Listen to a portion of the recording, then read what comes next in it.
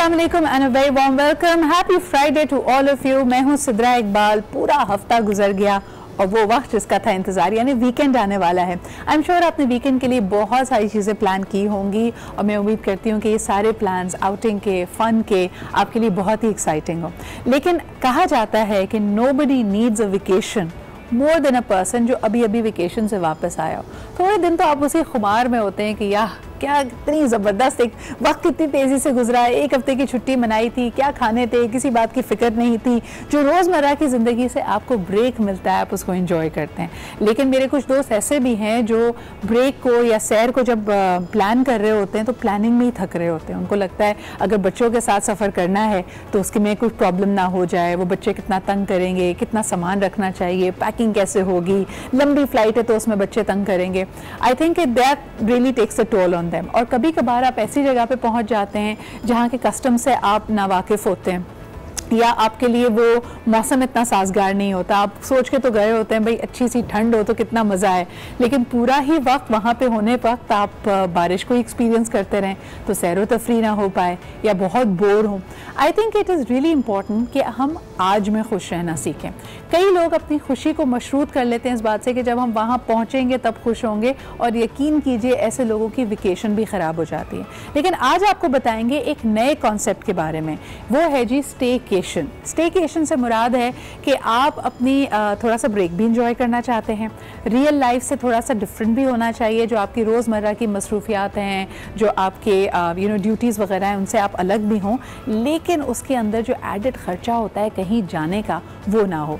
कुछ लोग स्टेकेशन अपने घर में मनाना पसंद करते हैं कि बस जी ऑफिस से छुट्टी ले ली है और वो 15-10 दिन आप घर पर ही हैं, लेजरली एक्टिविटीज़ की, ज़रा अपने आप को रिलैक्स किया, मूवीज़ देखी, घर में रहे, घर वालों के साथ टाइम स्पेंड किया। लेकिन कुछ लोग स्टेकेशन को एक नेक्स्ट लेवल पे ले जाते हैं। अगर आप नोटिस करें आप ही के शहर में, आप ही के इलाके में कुछ अच्छे होटल्स भी हो सकते हैं। कुछ लोग सिर्फ इस चीज़ को इंजॉय करने के लिए कि होटल में रहना कितना अच्छा होता है कि आप जी बस कॉल कीजिए, खाना आपके रूम में हाजिर हो जाए, लॉन्ड्री कोई और कर दे, कमरा किसी और ने सही करना है। ख़वातीन इसको बहुत इंजॉय करती हैं। सो स्टेकेशन में आम तौर पे आप रादर देन कि आप किसी महंगी जगह के वीज़ाज़ लें, टिकट्स लें और वहाँ पे पहुँचें, आप अपने ही मुल्क के, अपने ही शहर के किसी अच्छे से होटल में एक वीकेंड गुजारने जा सकते हैं। और ये लोग फैमिलीज़ के साथ भी करते हैं ताकि बच्चे भी सुबह सुबह स्विमिंग पूल में इंजॉय करें, सुबह नाश्ते का बुफे लगा हुआ हो। अ lot of these things can be very appealing. और वेस्ट में तो इसका बड़ा ट्रेंड है, अब हम देखते हैं कि पाकिस्तान में भी है। आपको मुख्तलिफ शहरों में और आपके अपने ही शहर में आप देखेंगे कि वीकेंड पैकेजेस भी मिल जाते हैं। So a lot of families prefer that कि आप बच्चों को लेके जाएं, अपनी मर्ज़ी से वो टीवी देख रहे हैं, ऊपर नीचे कर रहे हैं, जो दूसरी फैसिलिटीज़ हैं इन होटल्स की उसको इस्तेमाल कर रहे हैं। So try it if you haven't done it. At least वो जो थकन होगी कि अक्सर लोग सोचते हैं कि जी ऑफिस से छुट्टी इतनी कम मिली है कि आधी छुट्टी तो सिर्फ हमारी ट्रैवल में गुजर जाएगी कि फ़्लाइट पकड़ो, फ़्लाइट से वापस आओ, फ़्लाइट की थकन उतारो। इससे बेहतर है किसी ऐसी जगह जाया जाए जहाँ वीकेंड का बैग लेके गए हैं और ये तमाम तर सहूलतें आपके पास मैसर हैं। तो अगर अभी तक आपने स्टेकेशन नहीं ट्राई की है, ज़रूर इसको एक ऑप्शन दीजिए और यकीनन आप इंजॉय भी करेंगे। अभी लेते हैं एक छोटा सा ब्रेक। ब्रेक से वापस आएंगे तो हमारा ज़बरदस्त लाइनअप है, इसमें और भी आपके लिए लाइफ हैक्स एंड टिप्स हैं जो आप अपनी मसरूफ़ ज़िंदगी में अप्लाई करके उसको मज़ेदार बना सकते हैं। एक छोटा सा break and we'll be right back.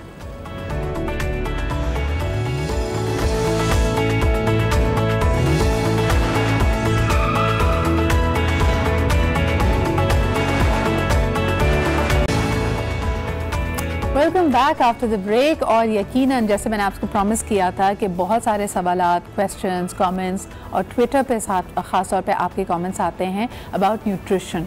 I think यह आजकल का $1 बिलियन क्वेश्चन है क्योंकि हर रोज़ हम एक नई डाइट के बारे में सुनते हैं।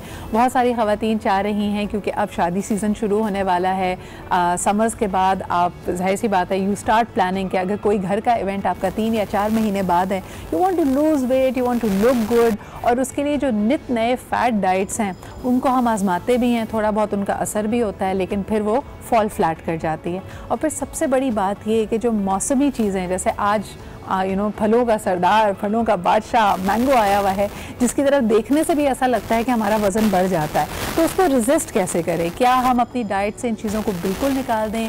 कभी कभार जो अगर हम कीटो से चीटो पे जाते हैं तो उसका जो असर है वो फिर हमें दोबारा लाने के लिए, उसको सही करने के लिए बहुत अरसा लग जाता है। So for all such queries we have with us today doctor Areej. अस्सलाम वालेकुम। ये न्यूट्रिशन इतना $1 मिलियन क्वेश्चन है। लोग हमें बार बार कहते हैं जब आप जिम ज्वाइन कर लें डॉक्टर अरीज, तो कहा जाता है कि भाई दिस इज़ ओनली 10%, और कुछ लोग कहते हैं 30% ऑफ इट, बाकी सब कुछ किचन है। तो ग़िज़ा कितनी इंपॉर्टेंट है और क्या किया जाए? देखिए डाइट इज़ इम्पॉर्टेंट, ठीक है, क्योंकि बेसिक हम जो भी काम करते हैं, even when we going for earning, तो उसके भी लिए कि हमने खाना खाना है, एंड वी ऑल वांट कि अच्छा खाना खाएं, टेस्ट भी अच्छा हो, प्रेजेंटेशन भी अच्छी हो, और बस मज़ा आ जाए खा के खाएं। लेकिन डॉक्टर कुछ लोग इतना जैसे मैं अक्सर सुनती हूँ इंटरमिटेंट फास्टिंग का या पोर्शन साइज़ बहुत कम कर लेने का। Sometimes my friends when they having their keto diet, मुझे लगता है तो इतना सा पोर्शन है, इससे तो मेरी दाढ़ भी गीली नहीं होगी, और जितना हमारा काम है जिसमें हमें बोलना है, बात करनी है, how are people able to manage their energy? The thing is, मैंने जब I lost weight, like it's been almost like 2006 से 2019 हो गया, and I've been maintaining that. 2006 में I lost weight, फिर maintain किया।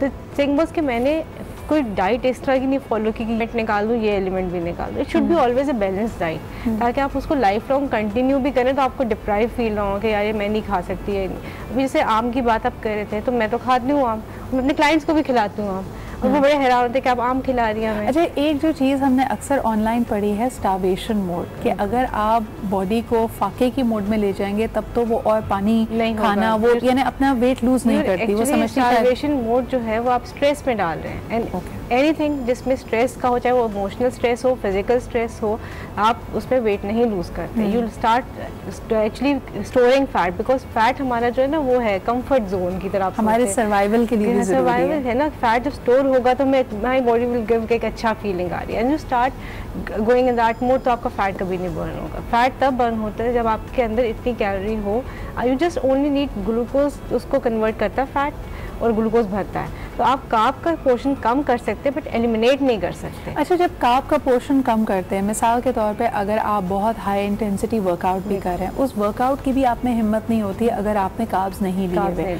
और मुझे ये भी बताइएगा मेरे व्यूअर्स को कि जब आप वर्कआउट करना शुरू करते हैं, हम कहते हैं शुरू में जो आपका वेट ड्रॉप हो रहा है, that's just your water weight. आप किस पॉइंट पे जाके एक्चुअली अपनी बॉडी की फैट, एक्सेस फैट को बर्न करना शुरू करते हैं? ऐसे सिंपल फैट बर्निंग का ही होता है कि जो भी एक रेस्टिंग हार्ट रेट है, according to your age, your weight, your height, एक आपका जो है रेस्टिंग हार्ट रेट, उसको आपने 200 टाइम्स करना है। इफ नॉर्मल एक अगर आप एवरेज निकालें तो एक बंदे का जो रेस्टिंग हार्ट रेट होता है वो 60 to 70 आप कर लें, बीट्स पर मिनट जो करते हैं, ठीक है।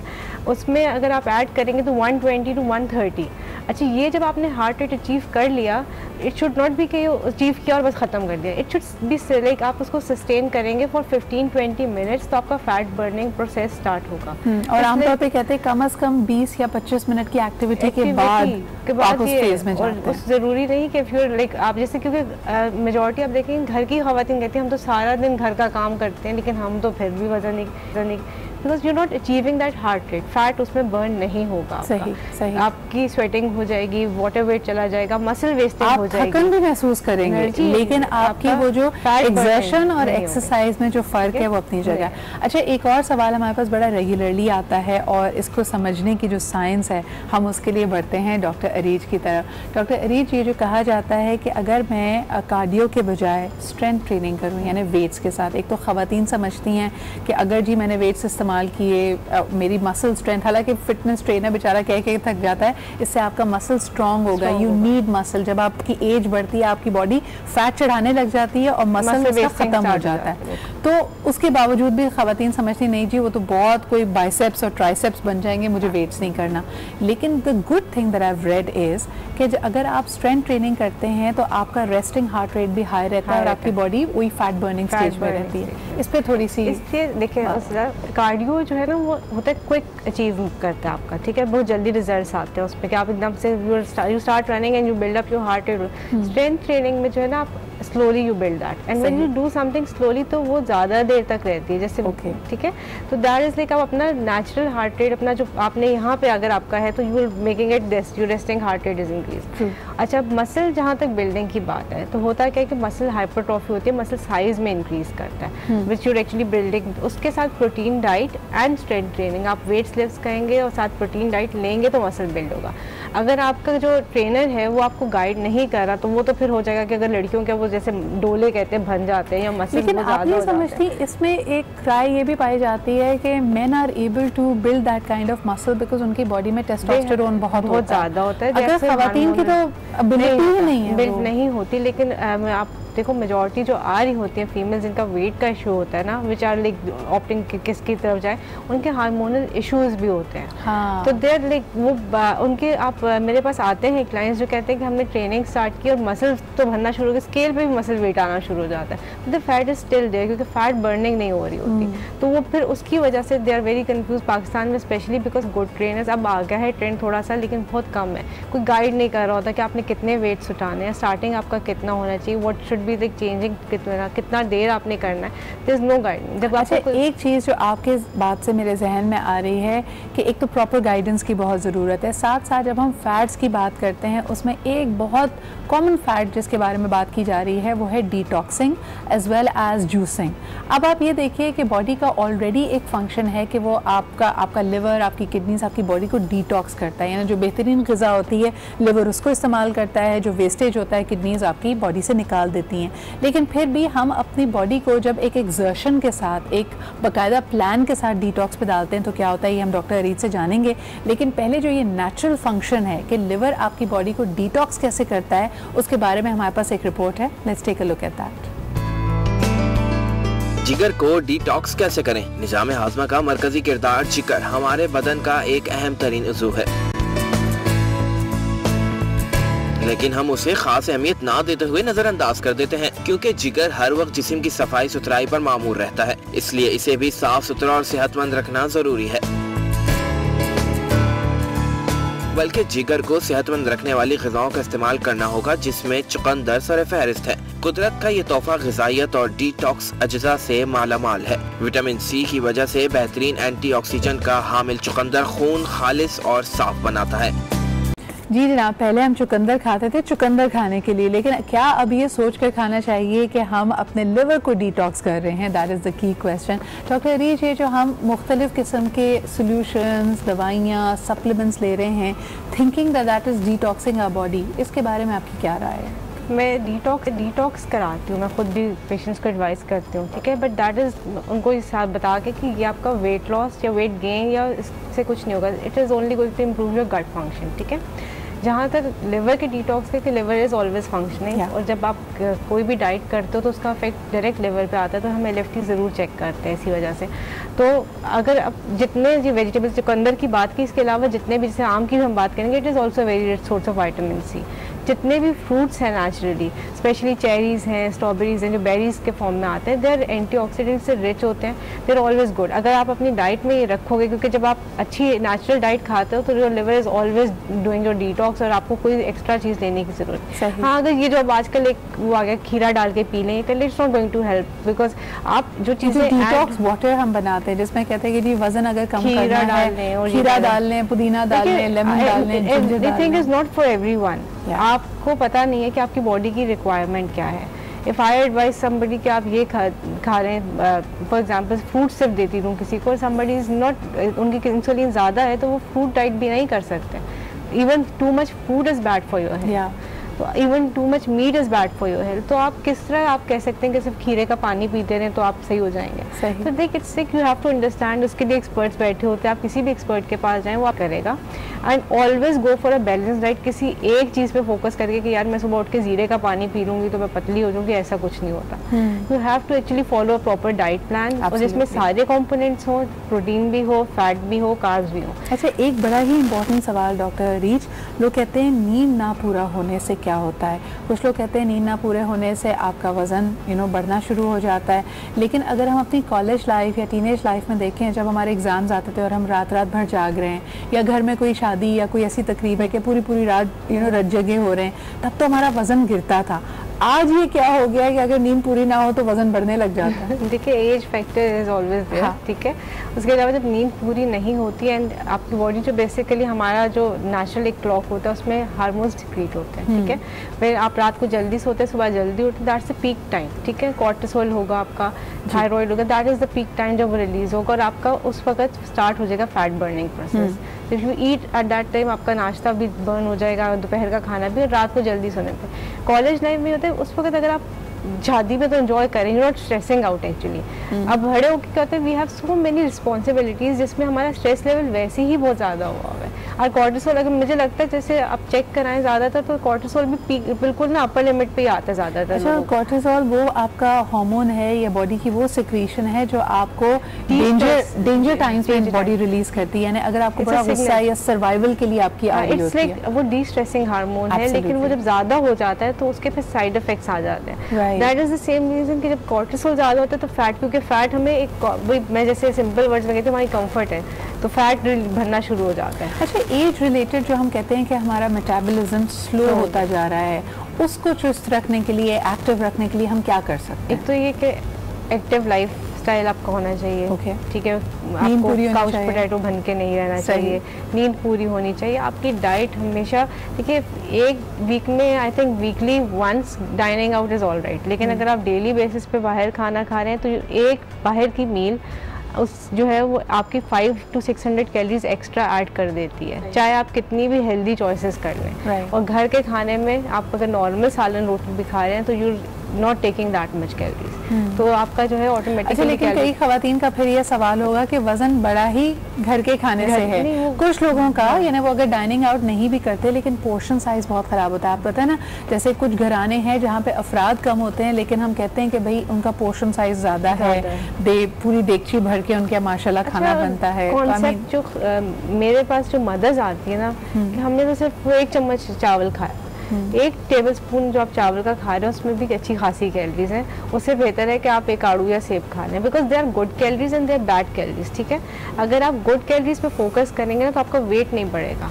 बैड कैलोरीज से आप थोड़ी भी ले रहे हैं ना, वो जैसे एक वही बात है, चॉकलेट का एक बार खा लें, एंटी कैलोरीज। ये ऐसे है कि एक वक्त आप जैसे बर्गर्स की इसमें बेहतरीन मिसाल है ना, कि आपने बर्गर खाया, अच्छा एक वक्त में आपका 350-500 के करीब आपने कैलोरीज इनटेक करनी, लेकिन आपका पेट भी बहुत देर तक नहीं भरता, थोड़ी 2 घंटे के बाद आपको दोबारा भूख लगती है। रिफाइंड क्योंकि इसमें आ जाती है ब्रेड्स जितनी भी हैं रिफाइंड, वो आपको स्पाइक तो दे देती है इंसुलिन की, लेकिन वो फौरन से नीचे भी चला जाता है, एक झटका आता है वो नीचे, उसके बाद जब वो नीचे इंसुलिन ड्रॉप होता है तो भूख लगती है फिर, और फिर जब भूख लगती है जो सामने आया खा लिया। आप ऐसे अपने कोई कंसल्टिंग क्लाइंट को क्या कहती है डॉक्टर अरीज, जिनको यानी वेट कम करना है और उनका डाइट इज़ नॉट बैड लेकिन पोर्शन साइज वो ज़्यादा खाने के आदी हैं, तो आप उनको एक फीलिंग भी होनी चाहिए, but at the same time they need to cut down their calories. So ऐसी सूरत हाल में वो क्या खाएं? उनको add a bit of more good calories, जैसे उसमें गुड फैट्स के फॉर्म में नट्स दे दिए,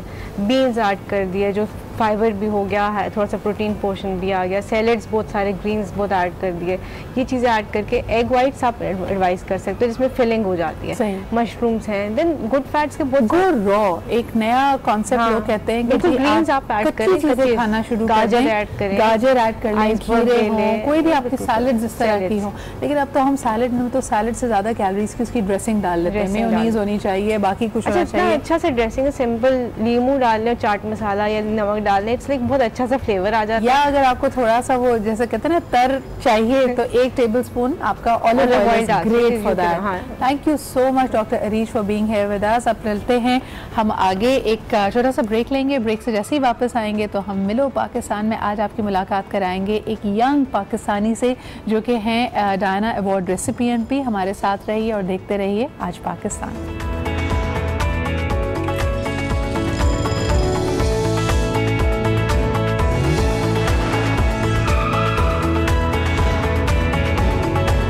जेंडर ही हैं जिन्होंने अपनी सारी सालों की मेहनत के बाद वो जो ओल्ड एज होम है वो बनाया है, और उधर ट्रांसजेंडर्स रहते हैं, तो बेसिकली उधर बैठ के वो सारी सोइंग वगैरह करते हैं, ऑर्डर्स लेते हैं, और जितने भी मतलब कि उनके पास पैसे आते हैं वो अपने ऊपर स्पेंड करते हैं, अपनी लिविंग के लिए यूज़ करते हैं। और जिस तरह अभी हमने छोटा सा एक स्टेप लिया है, Aahista Aahista we really hope कि ये जो चीज़ है ये ग्रो कर जाएगी, बिकॉज हमारी सोसाइटी के अंदर भी बहुत प्रॉब्लम्स हैं जो उनको फेस करनी पड़ती हैं, हम सब उनको गलत समझते हैं। और अलीना साथ ये जो रवैये होते हैं हमारे, हम उनसे एक तरह से हमको उनको कहते हैं कि इनको मेन स्ट्रीम भी करना है, इनके लिए एम्प्लॉयमेंट अपॉर्चुनिटीज़ होनी चाहिए, लेकिन जब प्रैक्टिकली करने की बात आती है तो कहीं ना कहीं गैप्स हैं। इसके अलावा मैं पढ़ रही थी कि the other thing which is very close to your heart is that adolescent age of young girls, जब उनको सबसे ज़्यादा एक तरह से मेंटोरिंग की ज़रूरत होती है, गाइडेंस होती है। तो आप regularly you talk about sexual health या फिर जो मेंस्ट्रुअल साइकिल्स के हवाले से आप अवेयरनेस कैंपेन्स एंड सेमिनार्स भी करते हो। ये आइडिया कैसे आया and how did you attach yourself to this cause?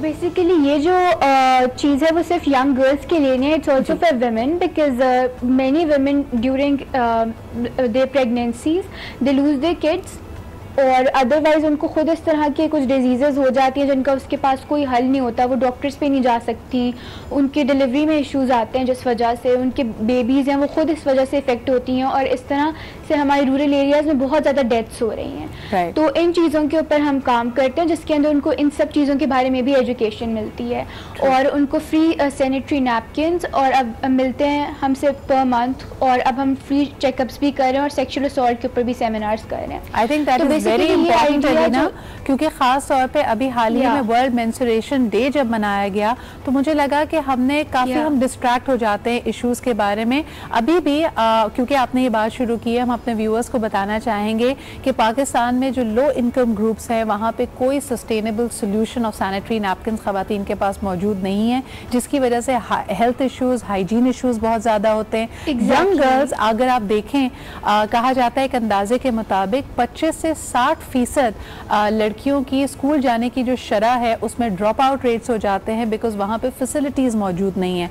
उनको क्रैम्प्स के बारे में, जो वो दर्द से अगर गुजर रही होती हैं, कोई गाइड करने वाला नहीं है, उनके पास वॉशरूम्स वहाँ पे नहीं है। So these are very practical issues and kudos to you for bringing this up.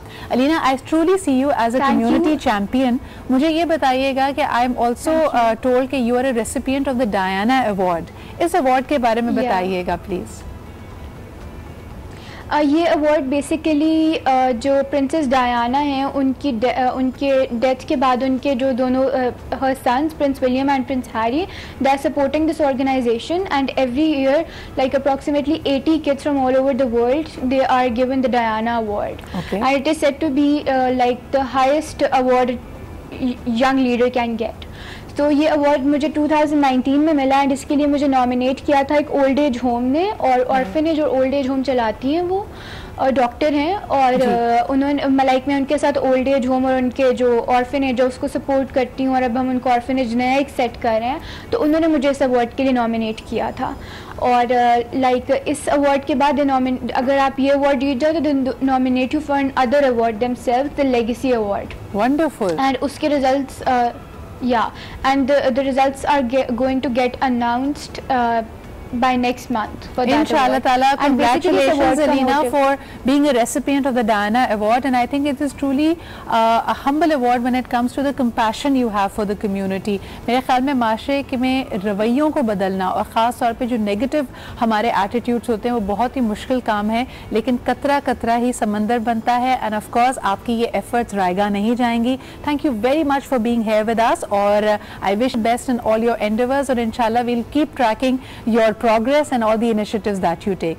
इसी के साथ व्यूअर्स हम बढ़ते हैं एक ब्रेक की तरफ, लेकिन वापस आएंगे and we have a lot of exciting things in the show for you, so stay with us and keep watching आज Pakistan.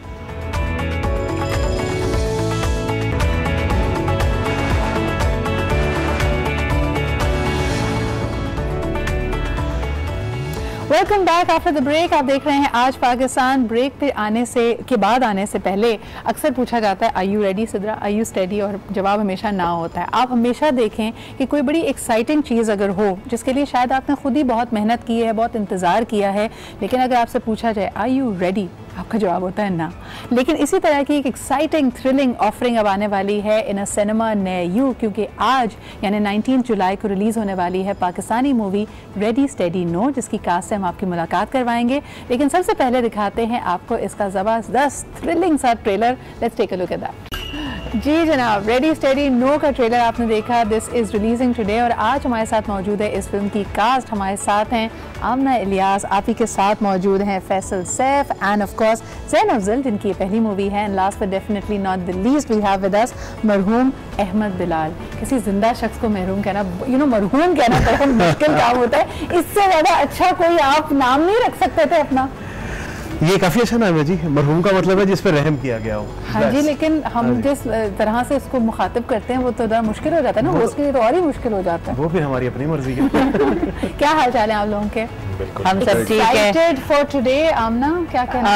Yes, excited and nervous at the same time. यार आप तो नर्वस ना हो, सबसे ज्यादा तो एक्सपीरियंस आपको है इस तरह के मरहलों से गुजरने का। नहीं, लेकिन आई थिंक हर फिल्म के साथ, आई थिंक किसी भी नए प्रोजेक्ट के साथ जो रिलीज होने वाला हो, उसकी एक अपनी कैफियत होती है। हाँ। उसका एक अपना हाई होता है, उसकी अपनी नर्वसनेस होती है। और आई थिंक ये मैं सबूत दे रही हूँ कि मैं इंसान हूँ। कमजोर कांधों पे रख दिया है आपके इतना बोझ, यानी इतनी माशाल्लाह लंबी चौड़ी कास्ट है मौजूद, लेकिन आप खातून लीड हैं इसके अंदर। जी। कैसा लगता है आपको हीरोइन बनकर? अच्छा लगता है। मेरे कैरेक्टर का नाम रजिया है फिल्म में, और रजिया इन गुंडों में फंस गई।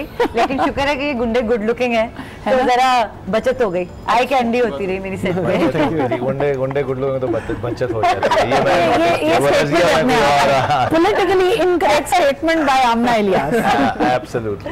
लेकिन क्या कहेंगे Faisal, first time and excited of course? Absolutely, extremely excited. Today is D-Day, so let's see what happens. बहुत ज़बरदस्त एक्सपीरियंस और वेंचर था ये, और we have been waiting for this day. बहुत अरसे से अगर हम मैं इंतजार अपना कर रहे हैं। टेस्टिमोनियल दूं, ये सारी कास्ट तमाम लोग यहाँ पे मौजूद हैं, सबसे ज़्यादा नर्वस मुझे वाकई फैसल ही लग रहा है। नहीं, मैं अच्छा वाकई वेल मैंने पूरे शूटिंग के दौरान भी और अदर देन प्रमोशनल उसमें भी मैंने कभी फैसल को नर्वस नहीं देखा। ये सेट पे मेरा मजाक उड़ाते थे, क्योंकि जब मैं बहुत नर्वस होती हूँ तो मेरा एक लोअर लिप कांपने लगता है। So do you remember that? हाँ। So ये मेरा नहीं कांपता जी कुछ। ये मेरा शायद मजाक वो, लेकिन उड़ा हाँ, रहे ये थे आपको कि लग रहा डायरेक्ट तुम्हारी होंठ क्यों कांप रहा है? यार क्योंकि मैं नर्वस हो रही हूँ। मैं नर्वस वाला नर्वस हो रही है इसलिए। ज़ैन, आपका क्या तासुरात हैं? मैं तो बिल्कुल नर्वस नहीं हूँ। बिल्कुल नर्वस नहीं। rather excited. रोज मूवीज रिलीज होती हैं। But I am excited because हमने फिल्म इतने प्यार मोहब्बत से बनाई है, और हमने इस मकसद से नहीं बनाई कि कितना बॉक्स ऑफिस पे कितना काम करेगी, क्रिटिक कैसे इसको लेंगे। हमने बहुत प्यार से और खूबसूरती से फिल्म बनाई है, और लोग जाके देखेंगे और एंजॉय हाँ, मेरे डायरेक्टर साहब से रिक्वेस्ट है कि ये वाला पार्ट ना प्रोड्यूसर को जब क्लिप देने से पहले काट देना, क्योंकि उनको दिल का दौरा पड़ सकता है। यार क्या मतलब है, पैसे नहीं कमाने हमने। नहीं जी, पैसे तो कमाएगी, क्योंकि लोगों को इतनी पसंद आएगी कि वो मजबूर होकर पैसे खर्चेंगे। इंशाल्लाह पैसे तो ये ताला, कमाएंगे, इंशाल्लाह। इसलिए We wish you हमें all कोई the नर्वस best। नहीं है। लेकिन इस वक्त ये भी पूछना चाहूंगी आमना, माशाल्लाह your movie which has just release बाजी हैज डन फिनोमिनली वेल, और उसकी अप्रिसिएशन भी इतनी आ रही है, आपकी कैरेक्टर को इतना सराहा, आपकी एक्टिंग की बात हो रही है। Does that put more pressure on you? Of course, as an actor, with my every other project, I want to prove myself better. मैं पिछले से अगले प्रोजेक्ट में अच्छा काम करना चाहती हूँ, या एटलीस्ट जो मैं एक स्टैंडर्ड सेट कर ये स्क्रिप्ट ये हर रोल चाहते थे। मुझे आमना की हिशाम जगह ने लेने माना ये नहीं, तो हिशाम ने कहा ये बहुत महंगी पड़ेगी फिल्म अगर हर रोल तुम खुद करोगे। तो इसलिए खास तौर पे आमना के रोल में बहुत इंटरेस्टेड थे, लेकिन वो उसके लिए बहुत ज्यादा भी कर लिया था इन्होंने, लेकिन वो अनफॉर्चुनेटली बालों की वजह से, वो आमना के जैसे बाल नहीं है ना, बस वहीं पे मार खाई हिशाम होगी। इसको 3 रोल देने पे तो कन्विंस हो गया था, फिर हमें भी हिशाम को कन्विंस करना पड़ा कि ऐसे ना हो। हम लोगों का पास टाइम सेट पे होता था कि हम इसके बालों से बहुत खेलते थे, कभी इसके कुछ ये आमना का था, मेरा ये पास टाइम नहीं था। हमें आमना शायद ये खेलती थी कि हम शायद इस तफरीह के लिए मैं आमना का बहुत शुक्रगुजार। और वो भी उन्होंने कहा बहुत अच्छी आदत करे ना, तब से कटवाया ना नहाया। सही बात। अब मेरे ख्याल में अगले सेट पे ऐसी कोई तफरीह नहीं होने अब वाली। कभी कोई हीरो ने इसके बालों से ना खेल सके। ज़ैन, आप क्या कहेंगे? अक्सर लोग अभी भी कहते हैं कि movie of course is a project of passion like any other creative process, लेकिन सिल्वर स्क्रीन और बिग स्क्रीन, इसका फ़र्क? इसका फ़र्क डेफिनेटली है। आप बड़े पर्दे पे के लिए जब काम करते हैं तो बहुत माइन्यूट डिटेल्स में जाके काम करते हैं, और हिशाम को मैं भी बहुत अरसे से जानता हूँ।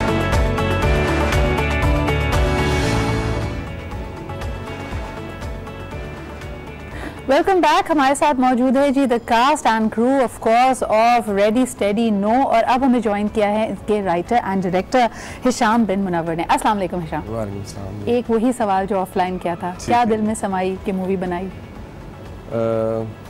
बस वो मैं वही कह रहा था कि जब इश्क वाला सीन होता है ना तो फिर उसमें सोचना और उसका जो प्रैक्टिकलिटी है ना फिर वो उसकी तरफ आप नहीं जाते। इसको अगर मैं ज़्यादा प्रूव करूँ, आपकी मूवी माशाल्लाह बनी है 3 साल में, इतने लंबे तो लोगों के आजकल रिलेशनशिप नहीं होते, तो ये इश्क कैसे आपने किया और निभाया? वैसे वाकई में मैं बड़ी प्राइड लेता हूँ इसमें कि मैंने निभाया इन तक, क्योंकि मुझे बीच में बड़े लोगों ने कहा, शुरू से लोगों ने कहा कि ये नहीं बनेगी, या सुनते थे कि बनने लगी है तो हंसना शुरू कर देते थे कि अच्छा ठीक है। वैसे कभी दिल बर्दाश्त हुए? बिकॉज ऑफ कोर्स जब एक डायरेक्टर के लिए प्रोजेक्ट ऑफ पैशन होता है, किसी भी वजह से अगर इल्तिवा में जाए, डिले हो, डेट्स ना मिल रही हो, funding, whatever the reasons might be, technical issues हो, तो कहीं ना कहीं तो आपका you feel a little depressed. अच्छा, उसमें ये हुआ कि मैं नहीं, कभी मुझे था कि होगा और मैंने सब्र करना है और सब्र करूंगा तो ये हो जाएगा। और देखें आज का दिन आ गया, does it feel surreal to you कि 19 जुलाई इज हियर और आज मूवी रिलीज हो रही है? एक्साइटमेंट है, देखते हैं हाँ। कैसी लगती है लोगों को। हम वैसे काफी पॉजिटिव हैं, हमें लगता है कि लोगों को बड़ा मजा आएगा। खुल के बात कर यार, बहुत अच्छी फिल्म है, बहुत पसंद आएगी।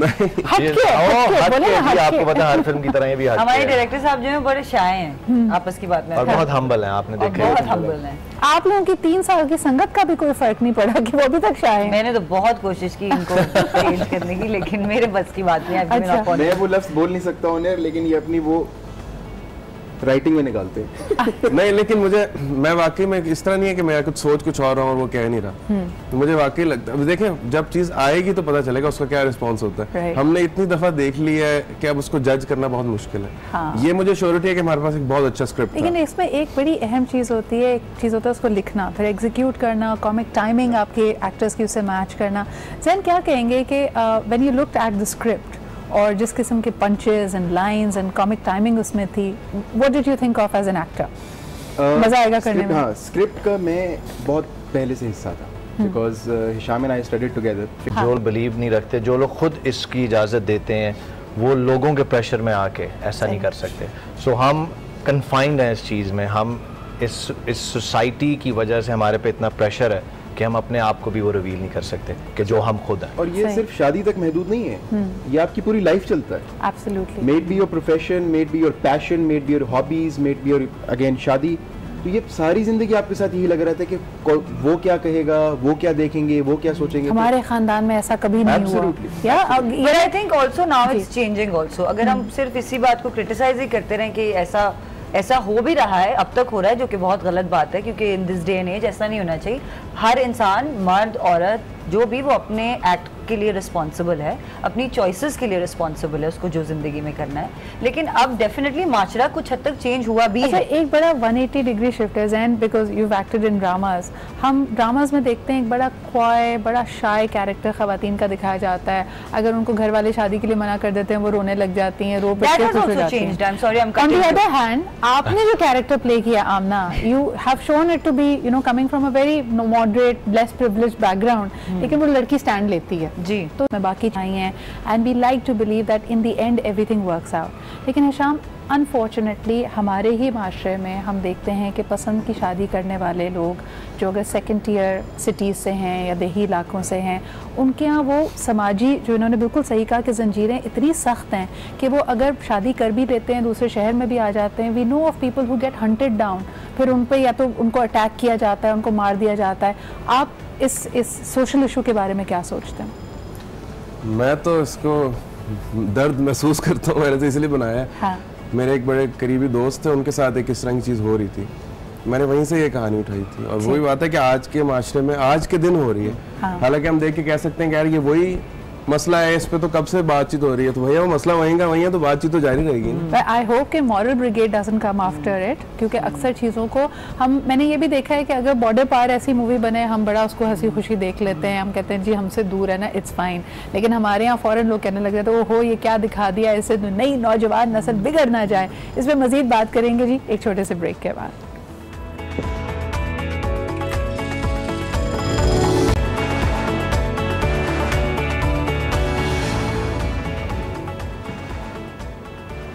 Welcome back. हमारे जी बड़े पुरअसर ज़राए ने हमें बताया है कि ये जी ग्लोरिफिकेशन नहीं है सिर्फ ऐसे लोगों की जो स्टैंड ले लें या घर से भाग जाएं, फिर उनके साथ आगे क्या होता है वो बड़े मज़ेदार अंदाज में बताया गया है। वैसे कैसा लगा आपको वो जो सीक्वल था जब भाग रहे थे, फिर उसके बाद जो प्रॉब्लम्स आ रही थी?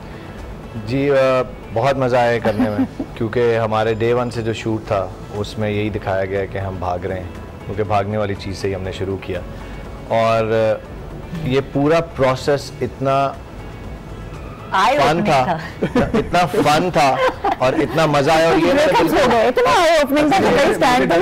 ये इतनी ये रियलिटी बेस्ड फिल्म है और इसमें ये हमने एक कॉमिक अंदाज में पेश की है फिल्म, लेकिन इसमें जो सारी सोसाइटी की रियलिटीज़ है ना कि अगर आप भाग भी जाएं तो आपको किन किन मुश्किलात का सामना करना पड़ता है, जो कि सोसाइटी के जिस तरह जो मर्जी नुमाइंदे हों, वो एलीट हो या वो किसी छोटी बैकग्राउंड से हों, पढ़े लिखे हों या ना हो।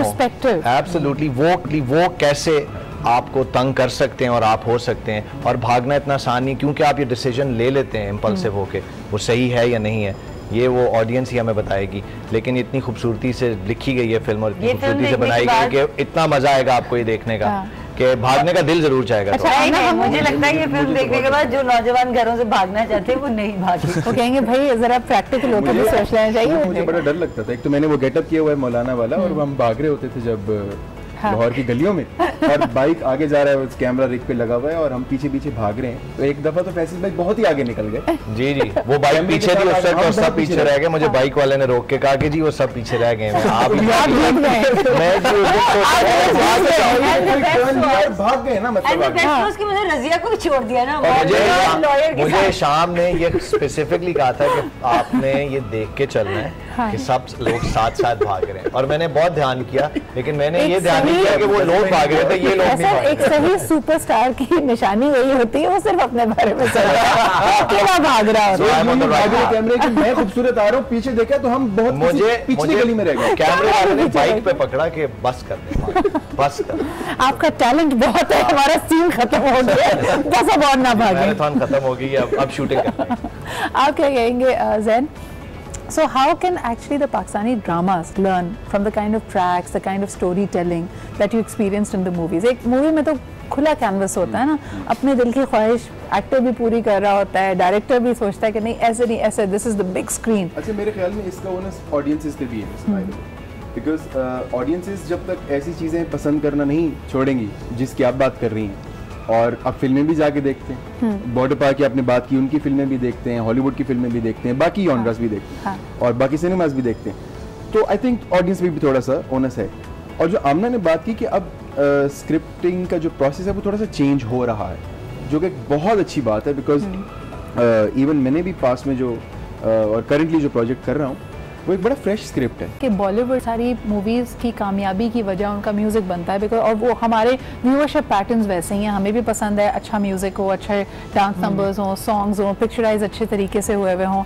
लेकिन अभी तक हाल ही में हमने जितनी मूवीज़ देखी हैं पाकिस्तान की, वो स्टोरी की बुनियाद पे, प्रोडक्शन वैल्यू पे चली है। किसी का भी कोई गाना इतना मशहूर नहीं हुआ कि सबको आता हो। ये क्या वजह है? आपने हमारा गाना सुना जो रिलीज हो गया हुआ? नहीं, वो तभी तो कह रही हूं, आप सुने हमारा गाना, आप सुनेंगी तो वाकई बहुत खूबसूरत गाना है। और मोस्टली जो बॉलीवुड में भी गाने हिट होते हैं पाकिस्तानी सिंगर्स के होते हैं, इसलिए उधर पाकिस्तानी सिंगर्स बंद हो गए जाना। तो शाम ये क्या ये वजह है कि हम उसको रिलीज टाइम पे नहीं कर पाते? क्योंकि उनका म्यूजिक पहले रिलीज होता है और वो जब मूवी को पब्लिसाइज कर रहे होते हैं, हमारे यहाँ टूर्स पहले शुरू होते हैं, म्यूजिक पीछे होता है। वो लोग एटलीस्ट 1-2 महीने अपना म्यूजिक फेमिलियर कराते हैं लोगों को। अच्छा, ये एक तो डिपेंड करता है किस प्लेटफॉर्म पे हो रहा है और क्या रीच है उसकी, वो बहुत इंपॉर्टेंट है। दूसरा ये होता है कि किस फिल्म मेकर को कितना भरोसा है अपने म्यूजिक पे, वो पहले वही चीज़ें फेंकता है जो उसको लगता है कि मेरे लिए पॉजिटिव है। लेकिन हाँ, खैर अपने हम क्या बात करें, अगर आप म्यूजिक सुनिएगा, एक गाना हमारा आ चुका है और एक्चुअली 2 गाने हमारे आ चुके हैं। I saw the rushes. Amna, you're looking beautiful. You've carried it beautifully, and I think आप सबको यहाँ बुलाकर सुबह बड़ा बहुत ही मजा आया। जी, हम ब्यूटीफुल नहीं लग रहे उसमें। आप हैंडसम लग रहे हैं, आपको ब्यूटीफुल लगना भी नहीं चाहिए। आप ब्यूटीफुल लगेंगे तो मसला हो जाएगा। अंदर से beauty. On that note once again आपको कहना चाहेंगे इस वीकेंड के अगर आपने प्लान्स नहीं किए हैं, you must take time to go for an outing, go to your nearest cinema, please do watch Ready steady No. Thank you very much Aamna, Faisal, Zain and Hisham for being here. मरूम हमारे साथ मौजूद थे और आप सबकी आने का यहाँ पे बहुत बहुत शुक्रिया। It was wonderful to have you and I wish you all the very best of luck for this movie. Thank you. इसी के साथ हमारा ये हफ्ता अपने ख़िताम को पहुँचता है। मंडे आपसे फिर मुलाकात होगी। स्टेकेशन का मैंने आपको बहुत अच्छा आइडिया दिया था और उसी में ऐड कर दीजिए movie plan. Your weekend is sorted. इसी के साथ मुझे इजाज़त दीजिए, आपसे मंडे को मुलाकात होगी। खुदा हाफिज़।